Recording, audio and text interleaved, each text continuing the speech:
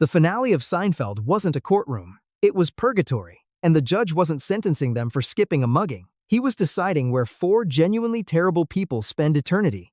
This theory completely reframes the most controversial finale in sitcom history. When the gang's plane goes down over Massachusetts, fans notice something immediately wrong with what follows.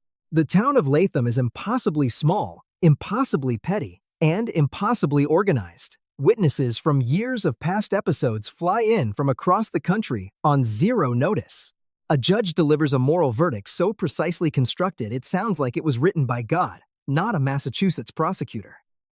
No real courtroom works like this. No real town has laws like this. No real criminal case assembles this kind of evidence this fast. Because it isn't a real courtroom. The theory argues the plane actually crashed, the gang died, and the courtroom is purgatory, specifically designed to judge four people who spent 9 years treating every human being around them like props in their own story. Every witness, every accusation, every moment of humiliation they inflicted on strangers came back. Not as comedy, as charges. The judge isn't a judge. He's a reckoning. And the final scene? All four of them locked in a jail cell having the same meaningless conversation they had in the pilot isn't a punchline. It's their sentence. They are trapped. Forever. Reliving the same selfish, consequence-free day for eternity, because that's exactly what they chose in life. For a show Larry David called No Hugging, No Learning, the finale may have delivered the darkest moral verdict in television history. They didn't escape judgment, they just didn't recognize it. Kramer had a marriage so horrific it broke him, and that marriage is the reason he is who he is. This one starts with something almost everyone ignores. In the early episodes of Seinfeld, Kramer is almost unrecognizable. He's nervous. He barely leaves Jerry's apartment. He doesn't burst through doors yet. He flinches at the outside world. He's not the lovable chaos machine the show later made famous. He's a man hiding. Then, in season 7, during a conversation about marriage, Kramer delivers a line that fans have circled for years. He calls marriage a man-made prison, not as a joke, not as a throwaway, as a statement delivered with quiet, genuine bitterness. He then describes what a bad marriage does to a person in specific, personal detail. No TV, no privacy, no life. It lands like lived experience, not theory. The theory says Kramer was once married, and whoever she was, she controlled every element of his existence. His freedom, his money, his time, his personality. The real Kramer, the wild, instinct-driven, door-bursting version we love, was suppressed so completely that when the marriage finally ended, he didn't know how to re-enter the world. He became a shut-in. He stopped leaving the building. Jerry's apartment became the only safe place he trusted. But here's what this theory also explains. The money. Kramer has no job, no income, no visible means of survival, and yet he funds a coffee table book, converts his apartment into a set for the Merv Griffin show, and buys 50 cans of beefarino without blinking. The theory says he got a settlement. Or worse, an inheritance. Either she died, or the divorce was catastrophic, and Kramer walked away with everything, and then spent years trying to rebuild a self that had been erased by someone else. The clown you've been laughing at for 9 seasons was once someone's prisoner, and the man who spent the whole show celebrating freedom? He knows exactly what it cost him. Newman doesn't actually hate Jerry. He's obsessed with Kramer, and Jerry is simply in the way. Think about this for a second. Newman and Jerry have feuded since episode 1, but the show never explains why. They don't have history. They don't have a rivalry. They don't have a shared wound. Newman simply despises Jerry with a personal, consuming, near-theatrical hatred that Jerry barely returns. Jerry's annoyed. Newman is venomous. That's not a grudge. That's something else. The theory says Newman has been deeply, unhealthily fixated on Kramer for years. Kramer is everything Newman is not. Tall, magnetic, effortlessly confident, beloved by everyone, despite doing nothing worth being beloved for. Newman watches this from across the hall. He wants that proximity. He wants that friendship. He wants to be what Jerry is to Kramer. And Jerry lives in the exact apartment that would give him that. Every moment Newman spends near Jerry is a moment he has to watch someone else get the thing he wants. Jerry gets the easy access. Jerry gets the daily drop-ins. Jerry gets to be the center of Kramer's orbit without trying. Newman has to scheme, beg, and invent reasons to be included. His hatred isn't about Jerry personally. It's about what Jerry represents. The lucky neighbor who didn't have to earn it. And Kramer's obliviousness to all of this, his genuine warmth toward Newman while clearly preferring Jerry, makes it worse every single episode. Newman isn't a villain. He's just a man watching his best friend choose someone else, over and over, forever. George and Elaine are cosmically linked. When one thrives, the other must collapse. This theory has actual evidence baked into the show itself. In the opposite, one of the most celebrated episodes in television, George decides to do the literal inverse of every instinct he has. He approaches a beautiful woman and insults her. He tells the Yankees organization exactly what he thinks. He orders the opposite meal, and his life transforms overnight. He gets the girl, he gets the job, he gets everything he ever wanted. Meanwhile, Elaine's life simultaneously and inexplicably disintegrates. She loses her job, her relationship, her confidence, all at once, with no direct cause. The moment George starts winning, she starts losing. When George snaps back to his old self at the end of the episode, Elaine recovers. The balance restores. Jason Alexander, the actor who played George, was asked about this theory and responded by saying there were probably two true things. First, that Elaine always kind of longed for George. And second, that Julia Louis-Dreyfus personally cannot allow him to succeed. But the fans took it further.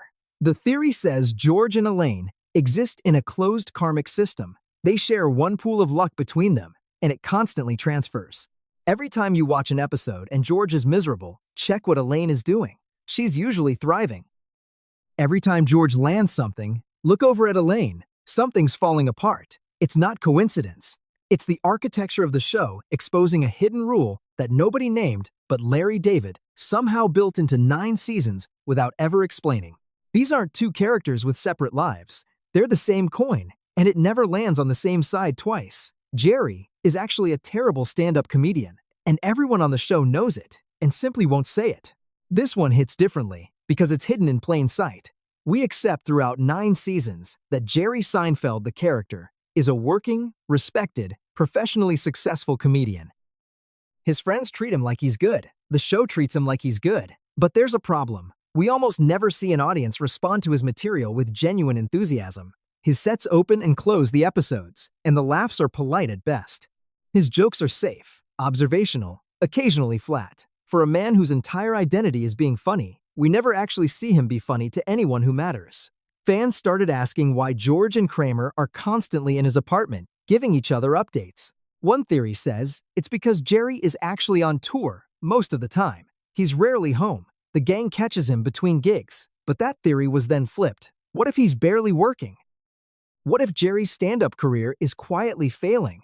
And the apartment, the free time, the constant availability to his friends is because he doesn't have many bookings? What if the reason his material never lands in the clips we see is because that's the accurate version of how his sets actually go?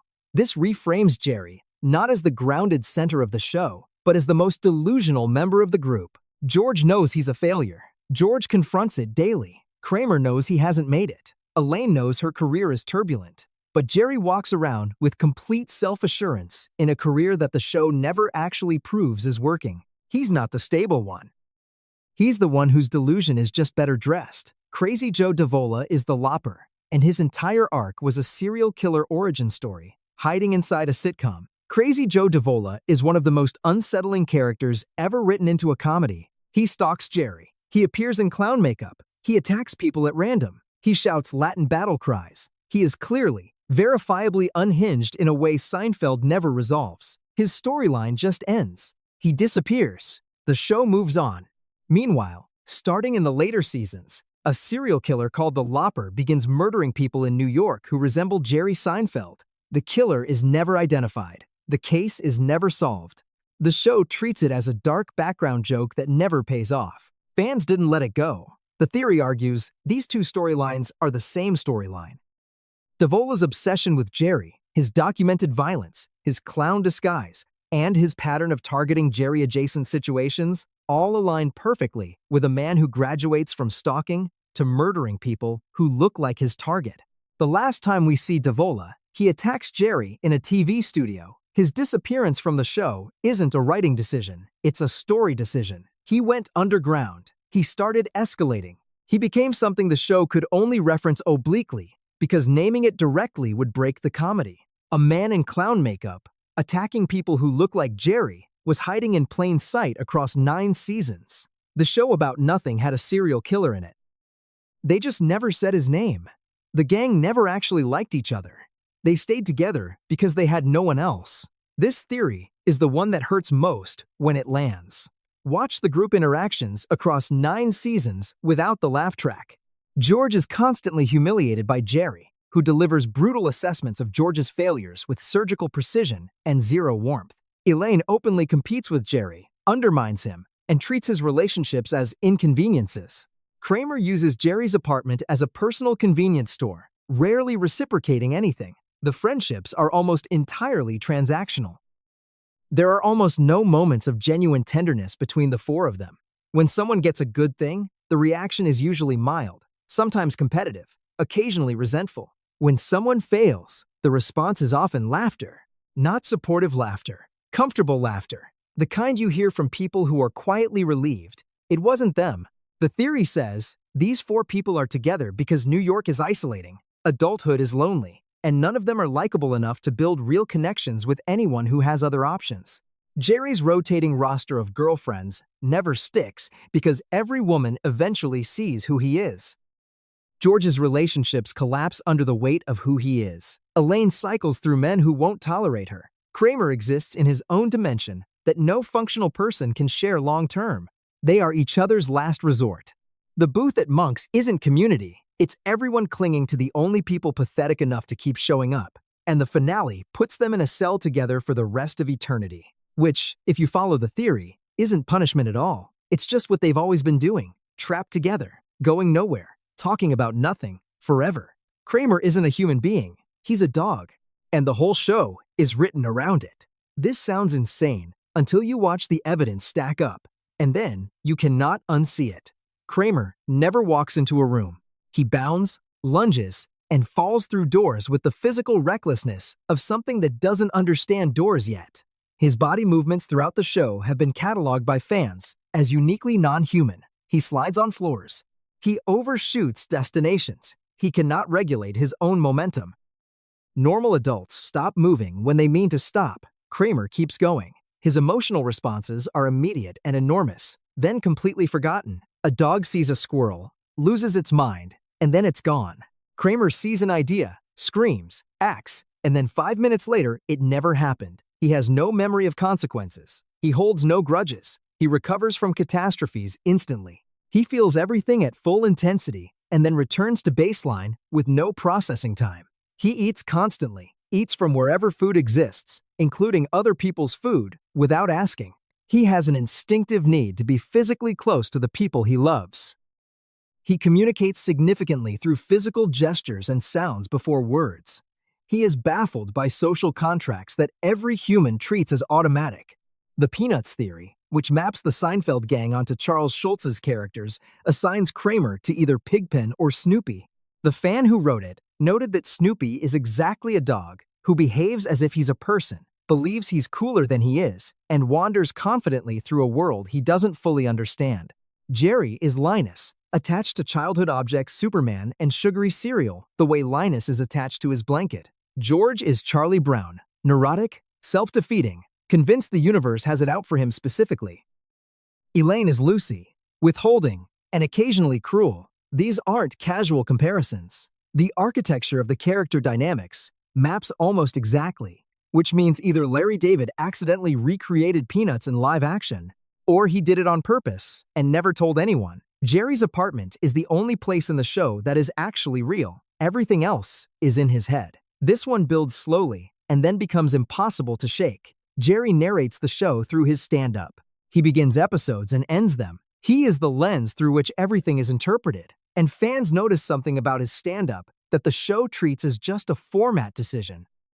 Every joke Jerry tells in his sets is a direct commentary on the episode we just watched or are about to watch. He is processing events in real time, converting them into material, which means he has already lived them, already filtered them, already turned them into the version that makes sense for an audience. The theory says Jerry is always performing. The apartment is his stage. The friends who pour in and out are his material. His life is a writing room. And the entire show, the cruelty, the self-absorption, the petty catastrophes, the casual disregard for other people's pain, all of it is a comedian building a set. He doesn't live the way he lives because he doesn't care. He lives the way he lives because he needs the material.